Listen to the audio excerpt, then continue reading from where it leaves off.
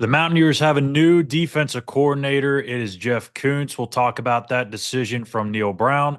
We'll also talk to Phil Steele about the biggest games in college football this weekend, including the Big 12, and we'll make our picks in the Big 12. Stay tuned. ITG coming up right here. You are now watching Believe. ITG. With special guest, Phil Steele. Author of the College Football Bible. You can see things before they happen. Well, I definitely like West Virginia's offensive line. All you got to do is bet on the winner and you'll never lose. I like the Mountaineers to win this one. Taylor, touchdown! To me, the key matchup here is that West Virginia run game. Hey, a real pleasure being on. Thanks for having me on the In the Gun podcast. Because once you enter this family, there's no getting out. In the Gun, episode 207. I'm Skylar Callahan, and that is the signal caller, Jed Drenning. We're going to talk with Phil Steele here in just a little bit. No West Virginia game this week, but we're still going to get his thoughts in case you're wondering what his best plays are for the weekend. We'll get his thoughts on some of the top matchups in the top 25 in the Big 12. But we're also going to make our picks in the Big 12. Hopefully we'll get some text back from Wes and Owen here early in the morning before we make our picks. But first and foremost, Jed, we're going to talk about Jordan Leslie, that whole decision. Jeff Kuntz now taking over for him as we enter the back half here of the schedule. I guess should say the final third of the schedule. But before we do, as always, this episode of ITG is brought to you by BetOnline. BetOnline is your number one source for all your betting leads.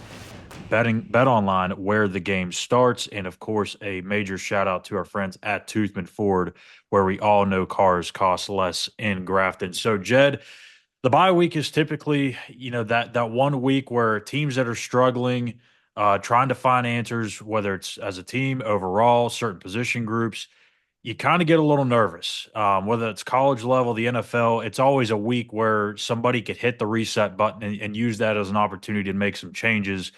That's what Neil Brown did earlier this week as they parted ways with Jordan Leslie, promoting Jeff Kuntz to that DC role.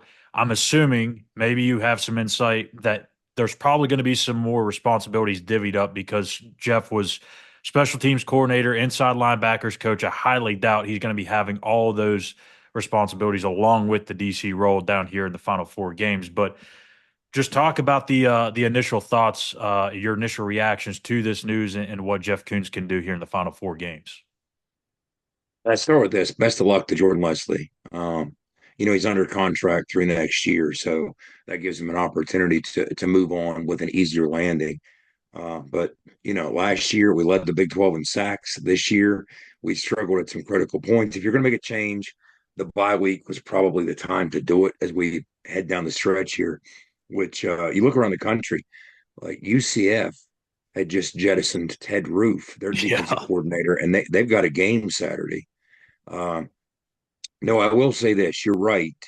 When you look at the responsibilities and the titles, sometimes titles are just that. Sometimes they're more than that.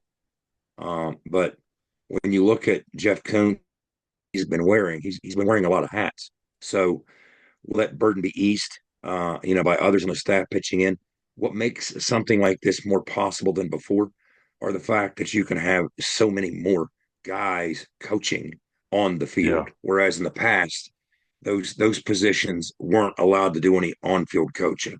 So that recent change by the NCAA with their rules, that makes these transitions a little bit more seamless with maybe not as many hiccups because you have a lot more guys that have been actively hands-on on-field coaching with the kids. So when you're trying to decide the best course of action in terms of who will now coach what, with Jeff holding the title of D coordinator moving forward, that's a consideration. But when you look at Jeff Kuntz's career, it's interesting. Coaching is a cottage industry that's always or often about coaching trees. So many of your jobs that you land in your career years later often start with your first job or two. And in Jeff's case, his first job in college football was as a grad assistant at Auburn on the 2004 staff. And when you look at so many of the jobs that he has since had, it's been somehow tied directly or indirectly to those on that staff. But he did go from there to as a GA at Texas, and then coached the linebackers at Texas. And then again, back to those Auburn ties, the Auburn ties, and that Auburn staff at Iowa State. It was a lot of Auburn guys Yeah. in 2007, 2008. That's how he ended up there. Back to Texas, his defensive quality control with that team that went to the national championship and lost to Alabama. Louisiana Tech as linebackers. And then he lands at Cincinnati coaching the safeties in 2014. Again, Tommy Tuberville, back to those Auburn ties. So he did that, coached the safeties at Cincinnati, coached the backers at Cincinnati. And then 2016, he assumed the title of co-defensive coordinator, continuing to coach the backers. Then he went to North Texas. And yes, there is a crossover with Ren Baker. And then in 2019, interestingly enough, he was on staff at Ole Miss. And that was the same staff that Coach Rod was on. Coach Rod was Yeah, the O that's coordinator true. at Ole Miss when Jeff Kuntz was coaching the inside backers at Ole Miss. And from there to in 2020, he landed at West Virginia and has since been on staff. So, some people have asked, how much change will you see? Will it be nuanced? Will it be much change at all? Well, I kind of look at it like this. Like back when I was coaching with Rich, when he and I were on the headsets together every week, philosophically, and I was a much younger man back in the mid '90s, obviously, but philosophically, there wasn't much that I disagreed on with Rich on. I mean, we were kind of lockstep in terms of how we saw the game from an X's and O standpoint. Uh, but you know what? For whatever weird reason, after 7 games, had Rich moved on somewhere and they said, Jed, you take over. I've looked at that and I thought, you know what? I don't know if you could find two guys who from an X's and O standpoint in the mid 90s were thinking more alike than me and Rich. But there would have been some differences. I mean, sure there Yeah. would have. I've asked myself that. And I'm like, so yeah, I mean, even if it's nuance, maybe with a half an exclamation point, whatever it might be, there are certain things that you would do differently if handed the keys. And I would imagine that's the case with Jeff Kuntz. That's not to say it's an overhaul, but maybe you lean a little more into this, lean away from that, whatever the case might be. I mean, there are just maybe there are certain coverages you like more, certain coverages you don't like as much. Maybe there are pressure tendencies you like more, pressure tendencies you don't like as much. Again, it's he's coaching the backers, so I mean that's kind of the unique thing about the backers is they connect to the whole defense because they Exactly. connect to the front calls and they connect to the coverage calls. So, uh, and we're going to see how it goes. But one of the things that struck me, I wanted to see as I see our texts coming in with our weekly picks from Owen and West, but I wanted to see what kind of challenges before us defensively. So one of the first things I did was I wanted to look at the 4 remaining teams and where they rank in the Big 12 offensively. So we have 4 teams left. Where do you think they rank? If you wanted to guess, Skylar. I'm going to guess top half for Texas Tech. Baylor, I would say, is probably middle of the pack. Cincinnati's probably middle of the pack. Who's the other one I'm forgetting here? Um, CF. UCF, probably towards the top. Yeah. Baylor, I may be way off. I'll give you the numbers. Again, this struck me when I saw this. Baylor, and they're playing good football now. They got off to a really slow start. Yeah, that's Jake Spavital running the offense. They're eighth. All right. The other three, 1, 2, and 3. That is our defensive challenge in our remaining 4 games. golly. So And that's not good when the eighth team or the eighth placed offense is probably one of the teams that's kind of on the rise right now. Sawyer Robertson, I don't know if you've been able to watch much of him. He oh is yeah. absolutely carving people up lately. And Baylor's a team like you mentioned it a few weeks back. You said, I don't know if they're quite there to mailing it in yet. And that was before the Texas Tech game. They've won 2 straight. And they're probably looking at their schedules a lot like West Virginia fans are saying, hey, this is a much more manageable finish here. They could very easily go 7-5 or 8-4. So, Yeah. I mean, especially the way that they're playing. But I'm with you. You know, Jeff Kuntz, if you haven't watched him or heard him talk, I encourage you, and I have been all week, go and watch some of his press conferences on YouTube. I love just listening to Jeff Kuntz talk. He is a very high IQ person when it comes to football. He Absolutely. speaks it to in a way it's for the advanced football people, but it's also for the beginners too, or the casual football fans. You can understand what he's saying. And I don't know if that's going to translate to success as a D coordinator. And like you said, you're not going to just upheave everything that you've done to this point. You're not going to just hit the complete reset button 8 games in, but you can, like you said, lean into certain things, call things differently, do things differently in certain situations, maybe use some different personnel packages. I know, obviously some of these guys that are Sure. going to be red shirting but can play within those 4 games, they're going to be getting some of those guys onto the field. Some guys may be coming back from injury, so that'll help as well. But it's going to look a little different. But the main key is, can they play well enough to give themselves a chance to win some of these games down the stretch with a guy that hasn't called the defense all season And long? to close out on the opponents, some quality opponents upcoming. You mentioned Sawyer Robinson, highest QBR in the Big 12. Um, Sawyer Robinson's playing some good football for Baylor. I'll tell you when I said that about Baylor was the week they were going to Jack Trice. I mean, I was Yeah. just trying to tell people don't count Dave Aranda out. And but yeah, back to Jeff Kuntz. I've sat in a lot of meetings that Jeff Kuntz has run. Okay, special teams and all down the line. And yeah, he's an impressive guy that commands a room. When you sit in the room with him, it's hard to look away.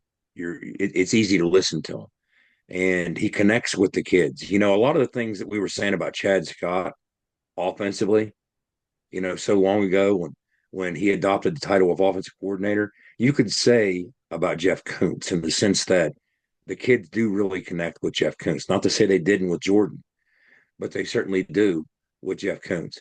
So He's um, energetic too. he is, and that's why when you look at what was one of the major tasks from an offseason project standpoint, we were abysmal from a kickoff coverage standpoint last year. Now we went from Jeff's first year on staff as special teams coordinator, being number one in the Big 12 in kickoff coverage, to last year having a ton of leakage. Of course, that was impaired by injuries at linebacker.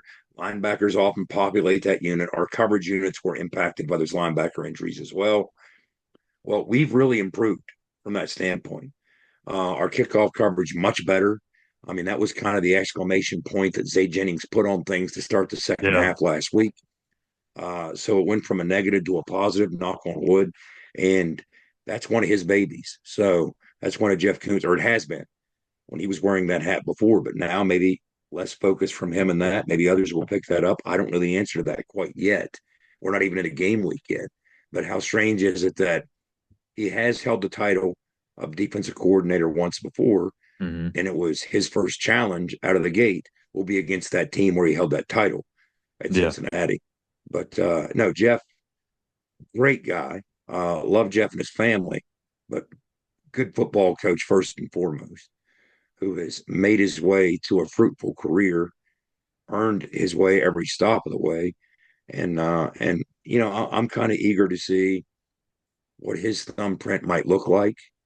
Uh, I mean, we'll see. Again, it's it's if you're going to do this, as I said at the top, it's optimal if there is such a thing under the circumstances to do so at least during a bye week from a preparation standpoint. And people are asking, well, why was it Tuesday? Why wasn't Monday? Look, I haven't talked to anybody about this, but I can almost promise you, I was in the locker room when Neil was giving the team the next couple of days off. So the team and the staff, this team more specifically, wasn't around Sunday, Monday. Neil was Yeah. not going to do this on a day when the team wasn't in the building. Get fired on your day In other off. words, in other words, he's going to meet with the team, tell the team Yeah. that then the announcement's going to come. The team's not going to hear this secondhand. That's the way to do it. So, yes. So the team was back in the building on Tuesday. It wasn't because his press conference was Monday. It wasn't any of that. The team's back in the building Tuesday. So that was the day to make the announcement.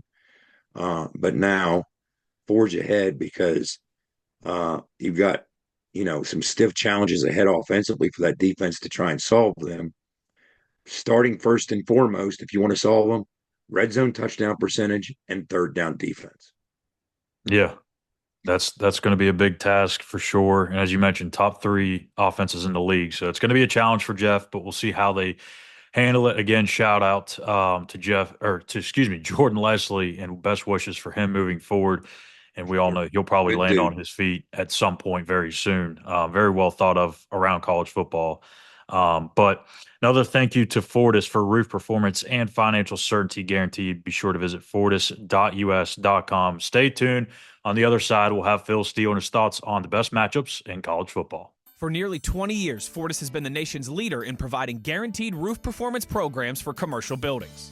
Fortis offers roof performance solutions that feature extensive initial and ongoing reconditioning for commercial buildings as an alternative to traditional replacement, with long-term performance guarantees that are backed by global leader Lloyd's of London. Fortis offers a comprehensive range of roof performance management programs that provide financial security, extend the life of our customers' roofs, and make a significant impact on ROI. Fortis is currently improving performance and increasing ROI for customers at more than 4,800 locations, with more than 140 million square feet protected, including many Fortune 500 companies that have turned to Fortis to save money, gain financial certainty, and extend the life of their existing roofs. Fortis has helped customers save more than $520 million in capital roof replacement costs for an average ROI of over 250%. To learn more, visit fortis.us.com. Fortis, roof performance and financial certainty guaranteed. Nobody supports the blue and gold Mountaineers like Toothman Ford. With over 20 NIL deals and counting, Toothman Ford continues to rally behind our student athletes. And it's time we rally and support the dealer that supports the Mountaineers. Not only does Toothman Ford offer the best prices in the state on pre-owned, their never over MSRP campaign on new Fords guaranteed to save you thousands. Drive with pride all season long, knowing you're supporting the dealer that fuels our Mountaineers. Toothman Ford, where cars cost less, in Grafton and at toothmanford.com. Back in the gun here with Phil Steele, and it's time to talk some of the best matchups in the top 25 and in college football. Phil, how you doing, my friend? And tell us what you got going on the site this weekend. I'm doing great. And, up on the site right now, you plus tour with selections, a nice 6-3 this week for it. And all the plays are free, complete with reasoning. I break it all down for you. Just go to philsteele.com. Right at the top there, it's got the Phil Steele Plus Tour. It shows 5 selections, 5 quick hitters. Click on that. Takes you to the YouTube channel, and get yourself some free winners. 10 free winners this week, 6-3 last week. There it is. So let's go ahead and dive into some of the top 25 matchups here. Or not a top 25 matchup, but number 1 Oregon going on the road to the Big House to take on Michigan. It's a tough place to play. Oregon coming East Coast. Michigan hasn't had a dynamic offense really yet this season, but making that trip to the Big House is always a dangerous trip. So, Phil, do the Wolverines have any chance of pulling the upset here, or at least covering the spread? Yeah, there's always that possibility. And, Michigan's defense hasn't been quite as good as I expected this year yet. And that's going to be trouble against Oregon. And meanwhile, their offense, as you know, has struggled all year. But they showed some signs of life last week. They went back to Davis Warren as a starter. They mixed in Alex Orji running the football, and it was a nice combination last week. Still only 265 yards. I think Oregon is ascending each and every week. Ever since that Ohio State game, have gotten even better. Really waxed Illinois last week in a good situation. It's a lot of points to be laying on the road in the Big House, but the last 3 times that Michigan's been a double-digit underdog in the Big House, they have not covered any of the 3. So I'm leaning with Oregon, but it wouldn't be one of my top plays of the week. Well, let's head to Happy Valley. We kind of sensed when Penn State came to Morgantown for the opener that this game in early November, when they would host Ohio State, would be massive because Penn State very much appeared to be as advertised. As it turns out, they're 7-0. They're number 3 in the country. Meanwhile, Ohio State comes in at 6-1, number 4 in the country. All eyes are on Beaver Stadium. Meanwhile, It's been a while since Ryan Day has knocked off a top five team, but James Franklin, if you listen to Penn State fans talk, he hasn't done it since Moby Dick was a guppy. The quarterback situation at Penn State, Drew Aller is supposed to be, wink, wink, a game time decision. Is Prabula going to go? I've heard some people say that might be the case. What do you see shaking out? A lot of fascinating dimensions between the Buckeyes and the Nittany Lions. Yeah, I think it's going to be a great game for starters. And, while Penn State has not beaten Ohio State, they usually give them a really good test. In fact, Penn State is now 6-2 against the spread the last 8 meetings. They've had losses by 3, 1, 1. 3 times they've lost by a single point. So I think this is probably the most important game of their entire season. And it's the one where they want to break through. They want to beat one of the big boys. I'm sure they've pointed to it all year. Now, I like what I saw to Prabula, but I remember a couple of years ago, Will Levis came into the game in relief twice and looked really good. And then in his 2 starts, didn't look very good. I'm concerned about that, whether Prabula, who looked really good off the bench and led 2 scoring drives against Wisconsin, will look as good if he starts this game. Also concerned about Dennis Sutton there at the defensive line, whether he's going to play. But Ohio State's offensive line banged up, and Will Howard has not been overwhelming this year. He still is hitting 74% of the 17-4 ratio. I think these teams are fairly close. Ohio State's got a little bit more talent, but it's a great home edge, great situation. I like the fact Penn State's getting over a field goal here. There's been a lot of close games in this one, so I like Penn State plus the points to possibly pull the upset here. A top 25 matchup in the ACC that features Pitt being ranked, SMU in the ACC being ranked. It's kind of weird to say, but what do you know? This is what we have here with the Panthers and the Mustangs. Apparently, it seems like Eli Holstein will be cleared and potentially start this game for the Panthers, but SMU's about a touchdown favorite in this game, Phil. Do you feel like that's too much? Do you feel like Pitt can go on the road and get the win here? I think SMU's the better team overall. I am a little concerned that Jennings is questionable coming in, and a lot of Jennings' strengths is in the mobility, and if his mobility is limited in this one, that might take away from his part of the offense. But with both quarterbacks questionable, they do have the better backup.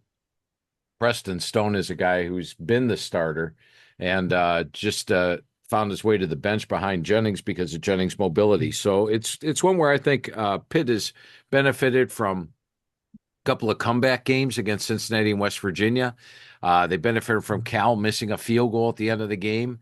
And SMU last week against Duke, 6-0 turnover deficit and got stopped on downs at the 1 and I believe fumbled at the 4-yard line as well. So teams in that situation, I think, are something like 1-124 winning the game, but SMU won the game. Tells you what kind of talent they have. And Pitt last week benefited from +5 in turnovers. So I'm actually leaning with SMU minus the points at home, but I think it should be a really good game. Bill CFB Kings tweeted this week that Pitt at 18th in the country is tied for the lowest ranking of any 7-0 team in the history of the AP dating back to 1936. And that just breaks our hearts that they're ranked so low at 7-0. But let's jump into the Big 12. Arizona limping out of the desert following the loss to West Virginia heads to UCF. UCF with a new defensive coordinator itself after jettisoning Ted Roof just a handful of days ago. UCF 6-point favorite at home. Can Arizona slow down the UCF ground game and make this interesting? Yeah, I think, as we mentioned last week, if you follow Arizona all year long, they really haven't been impressive in any game this year. I could go through the whole list of games again like I did last week, but I won't. But almost every game they've been unimpressive. UCF, meanwhile, has 5 straight losses, but you look at the yardage here, and UCF has been putting a lot of yards up. 455 yards per game. They've got the run game. Now, Dylan Risk came into the game last week for the final 2 drives, led a couple of touchdowns, and there's questions whether it'll be Risk or Brown at the quarterback spot. But whoever has the job, They've got R.J. Harvey. They've got Penny Boone back there, so they've got plenty of weapons. I think getting Arizona, traveling across the country, playing a game in Florida, and been nonplussed with Arizona. I think UCF could have a better record. They have a couple of close losses there. I'm going to go with UCF to get it done at home. Arizona State going to Boone Pickens Stadium take on Oklahoma State. At some point, Phil, Oklahoma State's got to get off the schneid, right? I mean, this is becoming too weird at this point that Mike Gundy hasn't got this thing turned around or at least found a win somewhere in Big 12 play. Maybe this is it. It feels like this could be a really tight game. Arizona State has done really well in one-score situations this year. I believe they're 4-1. Oklahoma State, on the other hand, is 0-3. Ollie Gordon's been a lot more like himself the last 2 weeks. Does this feel like a good opportunity for the Pokes to get back in the win column? Yeah, and I love the fact that they're an underdog for this one, or a 3-point underdog. Yeah. And when you look at Oklahoma State, do you know the last 9 times that they are the last 11 times that they have been a home underdog? They are 9-2 straight up and ATS. Wow. So they usually win those games. And meanwhile, Arizona State, a very poor away favorite, just 3-9. But I think this is a backs to the wall game for Oklahoma State. I like what I saw out of Oklahoma State each of the last 2 weeks. BYU, they played a really good game, could easily have won, and that's an undefeated BYU team. And even last week against Baylor, a couple of blown opportunities in the red zone, but I thought they played Baylor pretty even. Watching a game, I thought it was like a 50-50 game, and Baylor's a pretty good team. Now, the last time here, Oklahoma State was 11-point favorite. I think the situation gives them a big thing here. It's a backs-to-the-wall game, catching Arizona State. They were a team that was a losing team last year, comes in 5-2 and favored. It's sort of an unusual situation for them. So I like Oklahoma State definitely at home this week. Meanwhile, Phil, you got TCU at Baylor. And TCU, look at this, but for the loss at home to Houston and the blown lead at home against UCF, despite that, they're still sitting there at 5-3. But boy, would they be in the thick of things if they took care of business in those 2 games. They're on the road at Baylor. Baylor quietly playing some really good football, especially on the offensive side. You had Daquan Finn transferring a quarterback from the MAC in the offseason, one of the big stories. But now it's Daquan who? Because Sawyer Robinson is playing very high-level football for the Bears. Jake Spavital, the OC, has that offense humming. What do you see playing out with TCU at Baylor? Yeah, and TCU has been a team where, you expect them to win and they'll lose, like the Houston game, and then you say, well, they're done, and then they rebound and win a game at Utah or win a game at Kansas. They've been very dangerous all year. And Baylor, Aranda's probably coaching for his job here. They're 5-4 though. They've got some wins down the stretch, I think, and it's a pretty important game for them. I like the way Sawyer Robertson's playing. I think when you look at the two teams, fairly close talent-wise, but I think Baylor's a slightly better team and at home. So I'm going to go with the Bears at home in this one. Texas Tech heading to Ames to take on the Iowa State Cyclones, still undefeated, coming off a bye week. Before the bye week, they had that close game, that survival of UCF 38-35. Texas Tech quarterback Baron Morton apparently is going to be playing in this game. I know he was dealing with an injury, a bit banged up. Does Texas Tech have enough to be able to keep up with Iowa State? Because that Iowa State defense, of course, is going to give them a lot of fits. They're going to have to string together some stops. I don't know if they have enough. Do you think so, Phil? I think Iowa State's the best team in the Big 12. I say that every week. And even the UCF game, you go back and watch that. A lot of it was big plays by UCF. They got like a 92-yard touchdown run, and they had 2 interception returns for touchdowns. I know one of them got called down at the 1, but they basically scored on the next play. So let's call it 2 interception returns for touchdowns. They had a 28-14 first down edge. And the thing I've noticed about Iowa State is their defense really matches up well against the passing offense of Texas Tech. They're 5-2 the last 7 games against them, usually do well. Tech is a team that comes into this at 5-3, but once again, not blown away overall with them. The Arizona game, Arizona's not a great team. They barely got past that one. They've had a lot of close wins. I thought Cincinnati outplayed them in that game, so I do feel Iowa State's a better team, and I'm just going to keep riding Iowa State each week. So I like the Cyclones here, and I think they probably run the table this year. Wow. Number 17, Kansas State on the road at Houston. Phil, one of these teams is number 7 in the Big 12 in total defense. One is number 3, and you might be the only person in college football that knows which is which. Houston parked at number 3 in total defense. 13 and a half is what Houston is getting at home. Willie Fritz slowly turning a corner with the Cougars, but is that enough to make this interesting at home against a very dangerous Kansas State team? Yeah, and all you have to do is take a look at go back to 2022. Willie Fritz and Tulane beat Kansas State that year, which was a pretty big win. And I think it was another year they played them pretty tough. So he knows how to play Kansas State. As you mentioned, Houston's defense has been good all year. They're holding opponents to 85 yards per game below their season average. That's number 18 in the country. Now, offensively, that's the question mark. Remember, they probably should have been shut out by UNLV. We're shut out by Cincinnati and Iowa State. I've been playing a little bit better the last couple of games, but nothing overwhelming. Zion Chris and Donovan Smith, the QBs there. And Kansas State, this year they went into Tulane and only won the game by 7. It was a game I thought Tulane outplayed them. The Colorado game, they only won by 3 on the road. West Virginia outplayed them at the half, had a 12-5 first down edge, but they won that one big.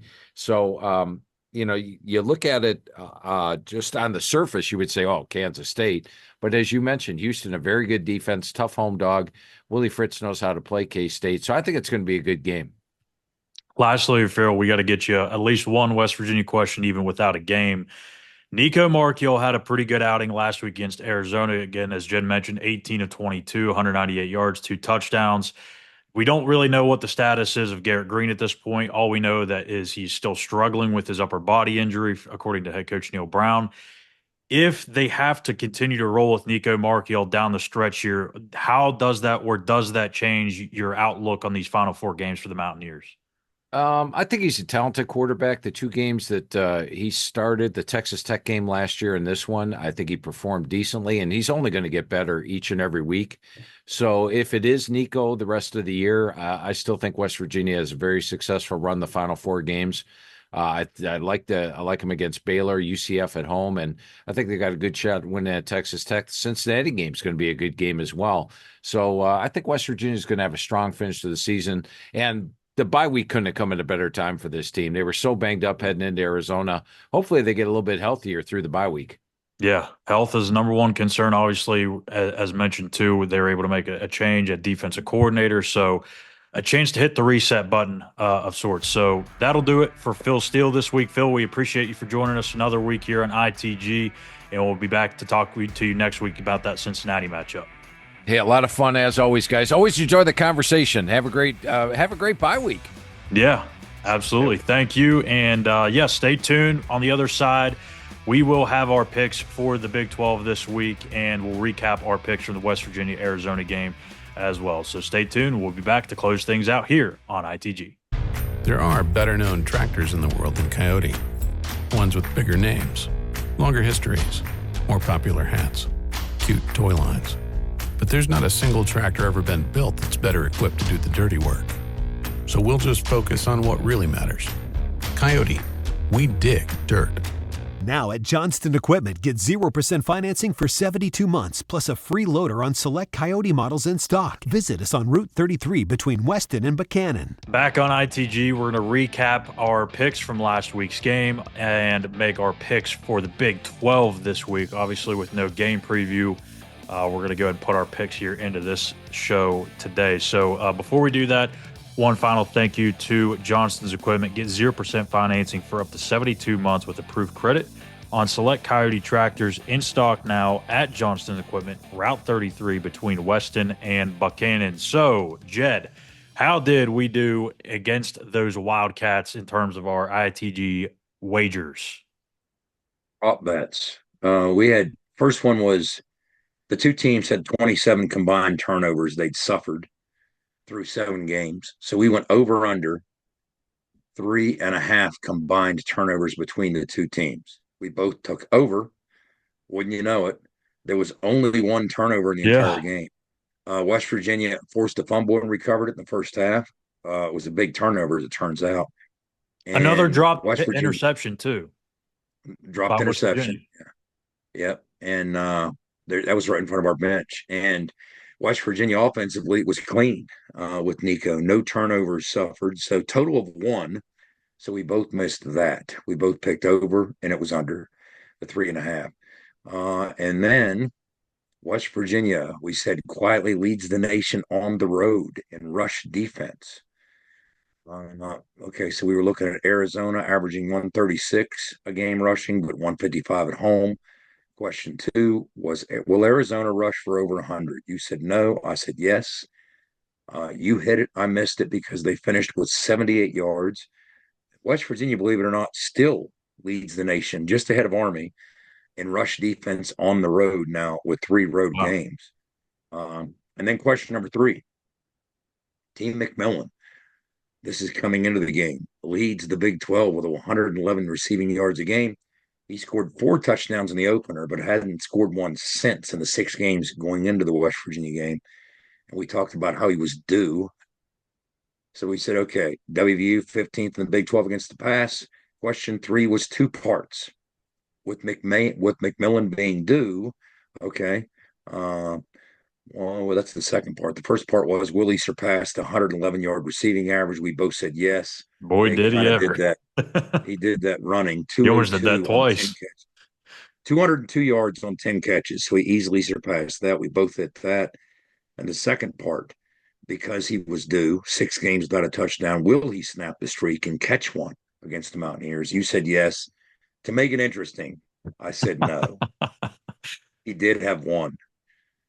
It's surprising he didn't have more than 1 with 202 yards on 10 catches. And he was one of the better passers in the game. His PFF grade as a passer was like 90. So that's how things shook out with last week's Arizona picks, the prop bets. Yeah, I think Tet probably – so the one came on the Tampa 2 coverage, I believe, and I think the other one that was on Tampa 2 almost resulted – well, that was to him too, wasn't it?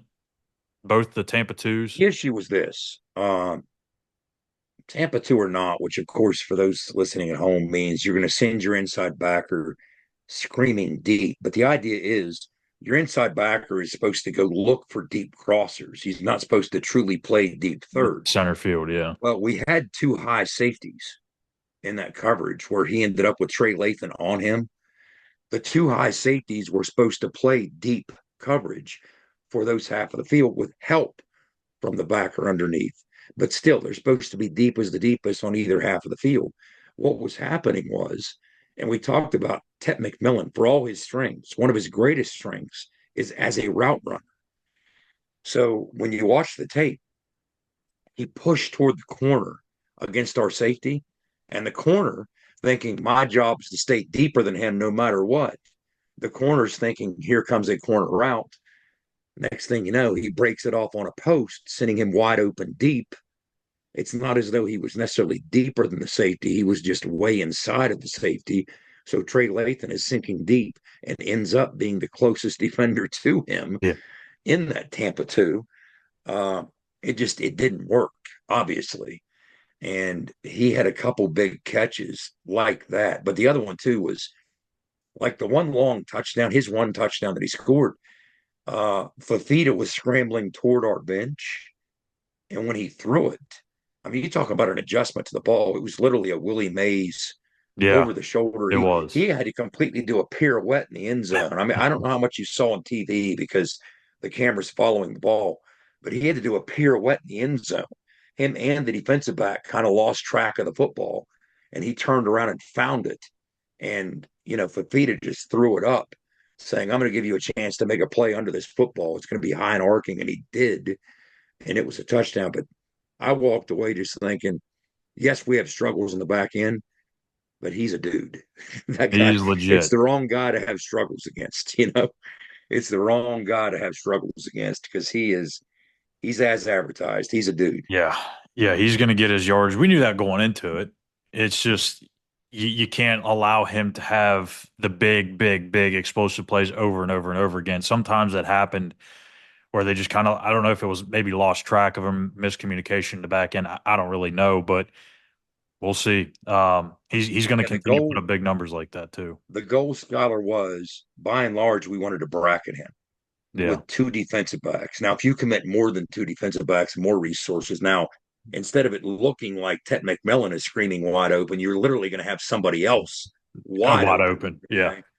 If you want to pressure the passer at all, plus cover people. So we tried to bracket him. Again, there were a couple times it worked. We got a jam on him and stayed high.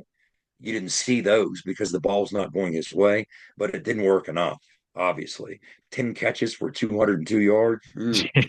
That's fine so long as you stiffen up in the red zone because nobody else was making enough plays for it to hurt you. But we didn't stiffen up in the red zone. That became the issue. Yeah, it really did start to give that eerie feeling of the backyard brawl. When they got the ball back and it was a one-score game, my thoughts was, oh gosh, here we go again. But you found a way to get the win, go into the bye week in a much better situation than being 3-5 and feeling like all hope is lost. So at least you still have that going. I know, like you mentioned with Phil, you're pretty much way out of the conference race. You would need a lot of stuff to happen, but the Big 12 is the Big 12. Crazier things happen every week in this league. You just never know. What you need, Skyler, is again, you're sitting here with two teams that have beaten you. Yeah. So the head-to-head would favor K-State and Iowa State. Iowa State's sitting there with no conference losses. K-State's sitting there with one. So in effect, you would need both of them to lose three conference games, and you have to win the rest of them, unless you end up in a crazy log jam of a bunch of teams with two losses, and then Yeah. you create the mini league. That's the only scenario in which you could prosper if you're West Virginia and still advance. And that's where you get to talking about, well, you need a lot of crazy things. You need this team beating that team. That there's actually the list out there. But that's what you need. You need a two loss log jam of a bunch of teams. Yeah. And then you get into the mini league and you've already lost head to head to two teams in the mini league. So you need a lot of crazy stuff to break your way. Yeah. I mean, I think we all can probably assume that one of Iowa State or BYU is probably going to get there. So you kind of got to look at it as there's only going to be one spot open. It's just who that other team's going to be. Is it going to be the other team of Iowa State, BYU? Is it going to be Kansas State? Somebody else? I said earlier on in the season, I thought it was going to be like a foregone conclusion that a two-loss team would get to the Big 12 title game. Well, I don't know that that's going to be the case now. It might be two It might not undefeated be the case. being going up against each other. So You had the last game of the regular season as Farmageddon, Kansas yeah, State at Iowa State. But I'm not on any level confident saying, well, they're going to go in there unblemished. K State yeah, with one loss and Iowa State unbeaten. I am no way I'm going to no, say that's going to be the case no. This league is because crazy. there's so many speed bumps along the way. No way I'd make that prediction. No. So, all right, let's go and get into our Big 12 picks. Our recap first, I guess I should say. Last week, I don't think we had a single viewer get any picks right. And what you were telling me during the break is I don't think we really improved too much on that from the viewer's perspective. I know I certainly didn't.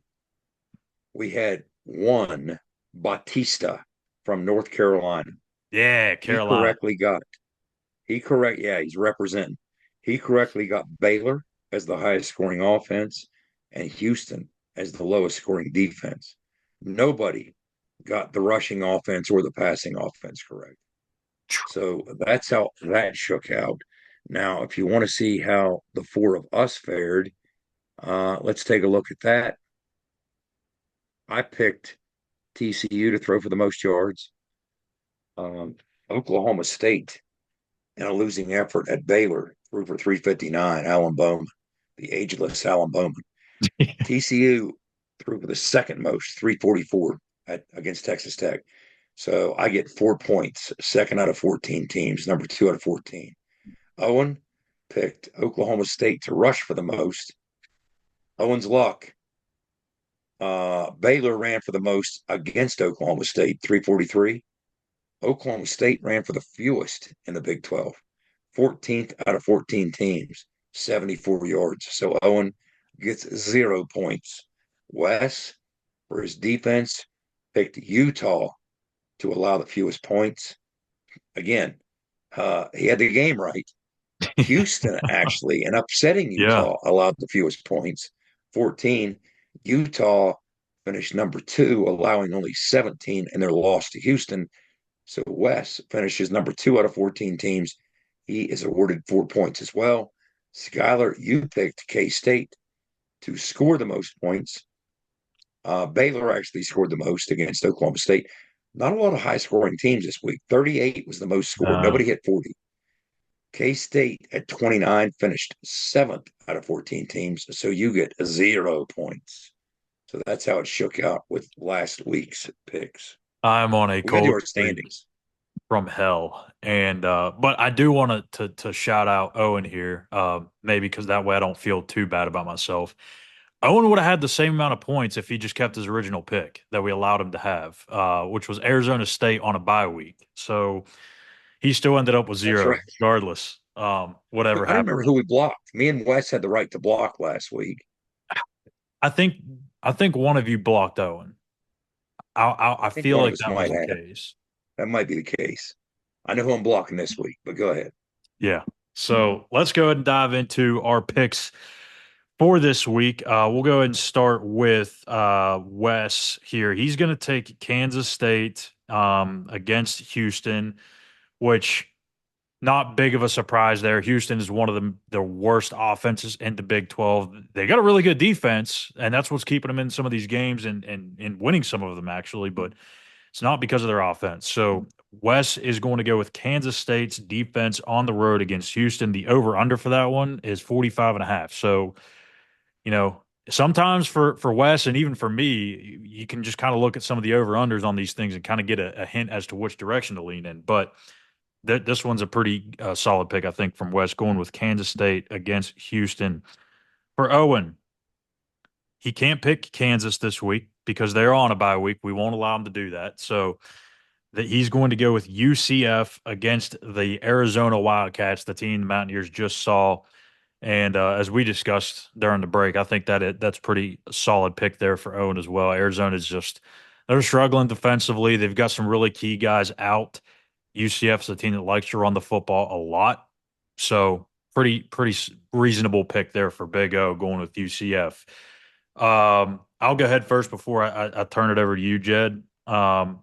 Actually, no, you've got a block, so you're going to block me. I am. I'm going to block you from choosing Baylor as the highest scoring offense. So now tell me who you got after Baylor is blocked. Yeah, I was actually looking at UCF and Baylor were my first two options, and then I was hoping you'd block me from Houston, but obviously I wasn't going to take them. But I'm going to go with Iowa State. I think Texas Tech's defense is really bad at times, and Iowa State coming off the bye week, they're able to survive that game against UCF. I feel like they're ready to put up a big offensive performance, and they're capable of doing it. I mean, they did put up 38 against UCF. Texas Tech struggling defensively. I'm going to go with Iowa State as my offense of the week. Interesting. I considered Arizona on the road as my passing offense because they can fling it. But instead, I'm going to take another road team.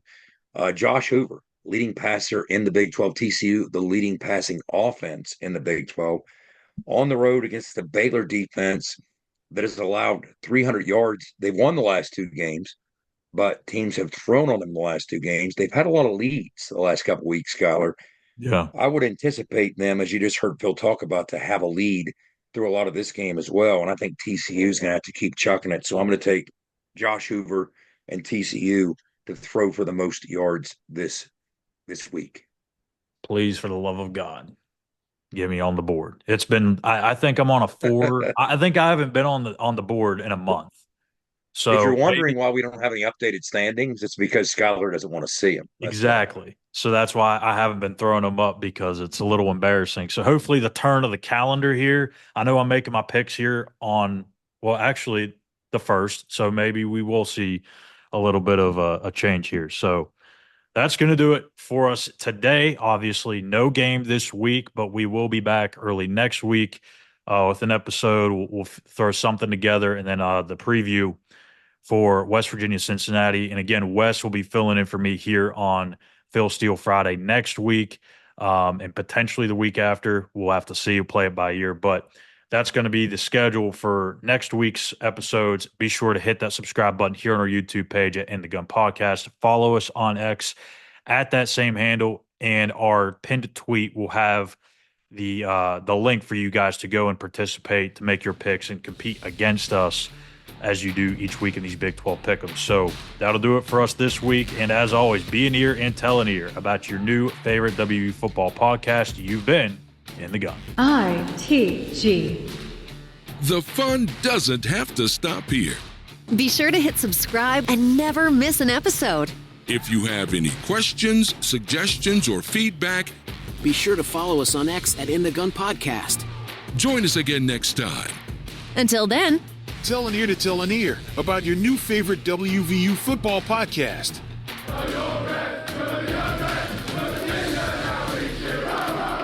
This mission is over. It's over.